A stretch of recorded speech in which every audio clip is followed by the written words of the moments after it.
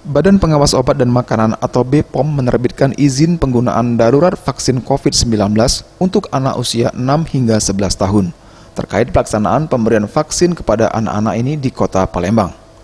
Kepala Dinas Kesehatan Kota Palembang pada Senin 15 November 2021, Dr. Fenty Aprina mengatakan masih menunggu dari Kementerian Kesehatan untuk pelaksanaannya.